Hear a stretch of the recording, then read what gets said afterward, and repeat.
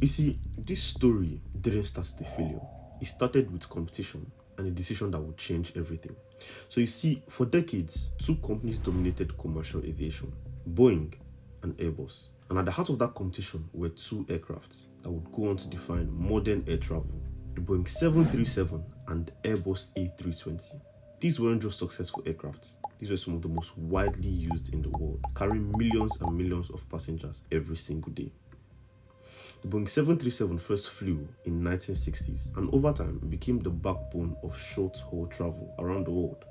The A320 came later, bringing new technology and quickly becoming just as popular. But by the early 2010s, nearly 50 years later, both aircraft had been flying for decades and were beginning to show their age in a market that was moving forward. Airlines wanted better fuel efficiency, lower costs, and more modern performances. Then, in early 2010s, Airbus made a move.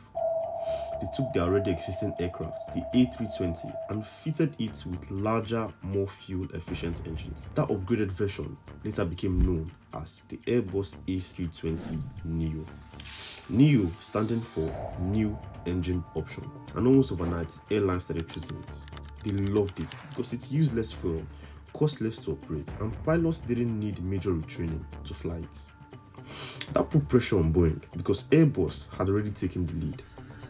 So they were left with two choices: build something completely new, which would take years to design, to build, and to get approved for service while Airbus kept moving ahead, or move fast and upgrade what they already had in the 737 just like Airbus did.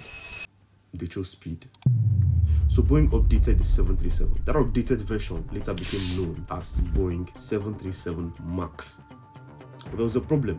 The 737 sits lower to the ground compared to the A320, which meant there wasn't enough space under the wing to fit those larger engines in the same position. So instead, they moved the engines slightly forward and higher up on the wings. Now, that might not sound like a big change, but it had a very important effect. At certain moments in flight, those larger engines sitting further forward would naturally lift the nose of the aircraft, almost like the aircraft was trying to climb more than expected. So to balance that out, a system was introduced, one that would automatically push the nose back down when needed, the MCAS. And the goal was not just safety, it was to make the aircraft feel like the older 737s that pilots were already used to, so that airlines wouldn't need expensive pilot retraining. But this also meant that this system wasn't something pilots were fully familiar with, because it wasn't expected to matter. That system was the Maneuvering Characteristics Augmentation System, the same system that would later activate repeatedly in the accidents we just saw in Ethiopian's flight and Lion Air flights,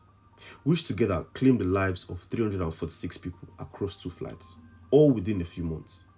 In the end, this wasn't just about one system. It was about a chain of decisions. Move the engines, adjust how the system behaves, and add a system to compensate. But under pressure, these decisions can carry consequences far beyond what is expected. If you found the story interesting, let me know what you think in the comment section. And if you enjoy aviation stories like this, consider subscribing or leaving a like. This is Aviation with Fails, and I'll catch you in the next one.